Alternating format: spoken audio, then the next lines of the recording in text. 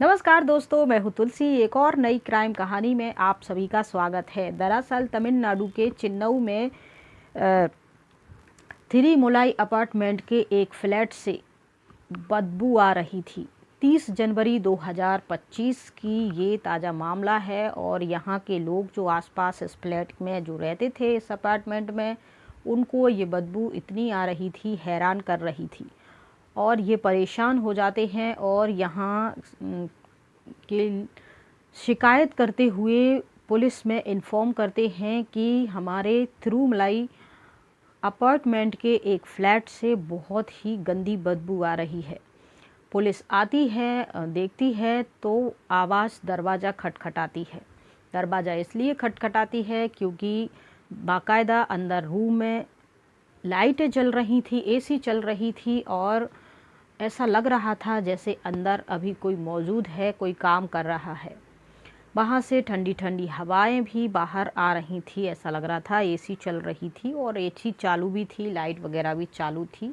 ये रूम, जब आसपास के लोगों से पूछा जाता है तो वो बताते हैं कि एक परिवार यहाँ रहता है, एक बुजुर्ग पिता रहता है, उनकी बेटी रहती है, लेकिन कई दिनों से ये बंद है। एसी भी चल रहा है, ये भी, लेकिन अभी तक सब नॉर्मल था, लेकिन 2-3 दिन से ये बदबू कुछ ज़्यादा आ रही है। उससे पहले 4-5 दिन, 8 दिन पहले से थोड़ी हल्की बदबू आ रही थी, तो हमने सोचा आसपास कुछ हुआ होगा, ध्यान नहीं दिया। और इसके बाद फिर ये बदबू जब असहनीय हुई तो हमने पुलिस में इन्फॉर्म करा है। पुलिस वाले और लोगों को इकट्ठा कर लेते हैं, सबके सामने ही वो दरवाजे में पहले तो नॉक करते हैं। जब अंदर से कोई आवाज़ नहीं आती है, कोई बोलता नहीं, खोलता नहीं, तो फिर दरवाजे को तोड़ा जाता है। आसपास के लोग भी इकट्ठा हो जाते हैं और पुलिस वाले भी होते हैं वहाँ। दरवाज़ा जैसे ही तोड़ते हैं तो अंदर जाते हैं, अंदर से बदबू आ रही थी। इधर उधर देखते हैं, फिर बेडरूम में जाते हैं। बेडरूम में 2 लाशें पड़ी हुई थी। अब ये लाशें किसकी हैं, कौन है ये लोग, इनको मारा है या नेचुरल डेथ हुई है, ये तमाम सवाल पुलिस के सामने थे। बदबू आ रही थी, एसी बाकायदा चल रहा था, लाइट वगैरह जल रही थी, सब कुछ ऐसा था। पुलिस देखती है, अपनी कार्रवाई छानबीन शुरू कर देती है, यहाँ कौन है। और ये जो एक जेंट्स, एक औरत, जेंट्स जो था 70-75 साल की आयु वाला बुजुर्ग था और ये जो महिला थी ये 37 साल की। जब आसपास के लोगों से पूछा जाता है तो वो बताते हैं कि ये बुजुर्ग इस महिला का पिता है। ये महिला कौन है, इसकी सारी जानकारी जब पुलिस आसपास के लोगों से पूछती है तो वो कहते हैं कि इसकी जानकारी तो ज़्यादा नहीं है, क्योंकि ये 4-5 महीने पहले यहाँ आए थे, 1 आध महीने रहे और इसके बाद फिर 4 महीने से ये बंद है, तो ज़्यादा इनसे बातचीत नहीं हो पाई। और लोगों से पूछा तो वो कहते हैं और हम इसके बारे में नहीं जानते हैं।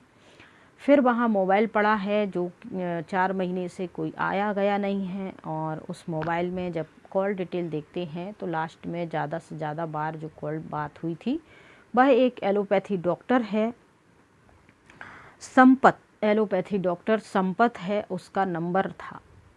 इस पूरे मोबाइल की जो फ़ोन होते हैं उनकी डिटेल निकाली जाती है, उन पर बातचीत होते हैं और एक संदिग्ध जो होता है वो डॉक्टर संपत का होता है, क्योंकि उससे ही ज़्यादातर बातचीत होती थी और उसके बाद से फिर उससे कोई बातचीत नहीं हुई। तो ये चेन्नई के इस थिरुमुलाई अपार्टमेंट से लगभग 70 किलोमीटर दूर ये डॉक्टर रहता है और इसका पता करते हुए, इसकी लोकेशन की छानबीन करते हुए पुलिस इसको ढूंढ निकालती है, पकड़ती है, पूछताछ करती है कि तुम्हारा वहाँ के अपार्टमेंट से क्या लेना देना है। उनकी फ़ोन लोकेशन में, उनकी फ़ोन डिटेल में, कॉल डिटेल में तुम्हारा नंबर आया है और ज़्यादातर तुमसे ही बातचीत होती है। पहले तो ये संपर्क डॉक्टर कहता है कि हम उनके पिता के डॉक्टर थे और उनको दवाई देने का काम करते थे। उनके पिता को जो है किडनी की प्रॉब्लम थी, तो बस इतना ही था। और उनकी किडनी की माना ज़्यादा से ज़्यादा वो ख़राब हो चुकी थी, दवाई वगैरह हो रही थी, बाहर प्राइवेट हॉस्पिटल में उनका इलाज चल रहा था और मैं कभी कभी देता था, तो रोज़ इनकी बातचीत हो रही थी। पुलिस को इस शख्स के, डॉक्टर के अलावा और किसी से ऐसी बातचीत होना ये सब कुछ नहीं, शक की सुइयाँ थीं, इसी डॉक्टर की तरफ जा रही थी तो पुलिस उसको पकड़ती है और कहती है देखिए तुम्हें जो कुछ भी मालूमात हो मुझे बताइए। तुम इस महिला ये कौन है और यहाँ कहाँ से आई है, और ये पिता इसका जो बुजुर्ग है ये पिता है बेटी है, तो तुम इनको कब से जानते हो और कब से इनका इलाज कर रहे थे। तो वो कहते सर मुझे तो मालूम नहीं है, पहले मैं यहाँ रहता था, फिर मुझे कुछ काम आ गया तो मैं वापस वहाँ जाके रहने लगा हूँ। मैं 4-5 महीने से यहाँ नहीं हूँ। पुलिस कहती है 4 महीने पहले ये सब कुछ हुआ है, ये सब फॉरेंसिक जांच वगैरह से मालूम चला है और तुम ही शक के दायरे में आते हो, तो बताओ कौन है। तब वो बताता है कि ये जो महिला है 37 वर्षीय, इसका नाम सिंथिया है और ये अपने पति इसके साथ इसका डाइवोर्स हो गया था। ये पति पत्नी, ये शादीशुदा महिला थी और उस अपने पति के साथ रहती थी, लेकिन इसका डाइवोर्स हो गया था और ये अपने पिता के साथ रहती थी। ये तमिलनाडु के इस अपार्टमेंट से लगभग 60-70 किलोमीटर दूर एक बिल्लौर जगह है, वहाँ रहती थी अपने पिता के साथ। धीरे धीरे इसके पिता की जो तबीयत ख़राब होने लगी, जब जांच करवाई तो पता चला कि इसके पिता की किडनी ख़राब हो चुकी है। तो किडनी की दवाई के लिए इसको बार बार यहाँ चेन्नई आना पड़ता था और एक सोशल मीडिया साइट के माध्यम से मेरी और सिंथिया की दोस्ती हो जाती है। सोशल मीडिया इंस्टाग्राम पे इन लोगों की दोस्ती होती है, बातें होती हैं, प्यार हो जाता है और फिर इसके बाद ये लोग पूछते हैं कि तुम कहाँ रहते हो। लड़की को बार बार 60-70 किलोमीटर की दूरी तय करके हॉस्पिटल आना, फिर पिता को ले जाना, ये सब दिक्कत हो रही थी। तो उसने यहाँ ही थिरीमलाई अपार्टमेंट में एक फ़्लैट ले लिया था, वहीं वो रह रही थी और उसी फ्लैट के दूसरे फ्लैट में वो डॉक्टर भी रह रहा था। लेकिन इन दोनों ने एक दूसरे को देखा नहीं, आमने सामने बातें नहीं हुई। सोशल मीडिया के इंस्टाग्राम के माध्यम से इनकी बातचीत होती है और जब ये पूछते हैं कि तुम कहाँ रहते हो, तुम कहाँ रहते हो, तो पता चलता है ये दोनों एक ही अपार्टमेंट में रहते हैं। फिर लड़की मिलती है, ये दोनों की मुलाकात होती है और वो कहते तुम भी अकेले रहते हो, मैं भी अपने पिता के साथ अकेली रहती हूँ। इन दोनों की बातचीत होते काफ़ी टाइम हो गया था, इनको प्यार हो गया था, इकरार हो गया था और मिलने के लिए इनने बात की थी। जब पता चलता है कि ये एक ही अपार्टमेंट में रहते हैं तो फिर इन्होंने एक ही कमरा ले लिया था। लड़की कहती है कि अब अलग अलग क्या रहना है, हम तो प्यार ही करते हैं, तो क्यों ना एक साथ रहें और हम पिता की देखभाल करें। लड़का भी जो डॉक्टर है वो तैयार हो जाता है और ये दोनों, महिला और ये डॉक्टर और उसके पिता, तीनों एक ही कमरे में एक साथ रहने लगते हैं। और पिता को इस बात से कोई आपत्ति नहीं थी क्योंकि पिता की वैसे ही तबीयत ख़राब होती थी और बेटी जो कि अपने तलाकशुदा है तो उसको भी एक सहारे की ज़रूरत थी। इस प्रकार से अपने पिता को लेकर वह हॉस्पिटल जाया करती और बीच बीच में जब उसे पता चलता ये डॉक्टर है तो ये भी बीच बीच में पिता की देखभाल करता, दवाइयाँ वगैरह दे देता एलोपैथी की, और ऐसे काम चल रहा था। एक दिन अचानक पिता की सितंबर 2024 का ये समय चल रहा था जब उनके सिंथिया के पिता की मौत हो जाती है।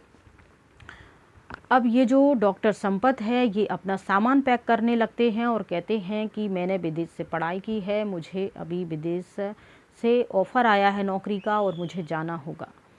तब ये लड़की कहती है कि मेरे पिता ख़त्म हो गए हैं और अभी मुझे उनका क्रियाक्रम करना है, जो भी होती है जिस रिवाज से भी वहाँ अंतिम संस्कार होते हैं, अंतिम क्रियाक्रम होता है, उस सब के लिए वो तैयारी कर रही थी और वो सोच रही थी कि ये संपत उसका साथ देगा जो कि उस डेड बॉडी घर में ही रखी है और ये अपना सामान पैक करके जा रहा है। इस पर उन दोनों की बहस होती है, लड़ाई झगड़ा होता है और बहस इतनी हो जाती है, वो कहती है कि तुम मुझे इस हाल में अचानक छोड़ के नहीं जा सकते, अगर तुम्हें जाना ही था तो मेरे पिता के पहले चले जाते या फिर उनका पूरा कार्यक्रम करवाने के बाद चले जाते। उनकी आज डेथ हुई है और तुम आज ही सामान पैक करने लगे हो, मुझे तो लगता है मेरे पिता को तुमने ही मारा है। जब वो ऐसी बातें करती है तो इन दोनों में जोर जोर से लड़ाई होने लगती है, हाथापाई होने लगती है और ये संपत सिंथिया को एक धक्का देता है बहुत ज़ोर से, जो कि वो जाके दीवार से टकराती है और वहीं जाके गिर जाती है। उसे लगता है कि ये नाटक कर रही है। वह अपना सामान उठाता है, पैक करता है और वहाँ से जाने लगता है। जाते हुए वह देखता है कि सिंथिया दीवार के सहारे वहीं पड़ी है, उठी नहीं है। तब वो उसको हिलाता है, उसकी नब्ज टटोलता है तो उसे पता चलता है कि ये भी सर पे चोट लगने के कारण इसकी भी मौत हो गई है। ऐसे करके उसके जो पिता थे पलंग पे पड़े थे और ये जो सिंथिया थी ये भी मर चुकी थी। अब डॉक्टर थोड़ा डर जाता है और सोचता है कि लोगों को आसपास पता चल जाएगा, उन्होंने मुझे यहाँ देखा है तो मैं फंस सकता हूँ। मैं कुछ ऐसा करता हूँ जो ये सब कुछ नेचुरल लगे और मैं फंसूँ भी नहीं।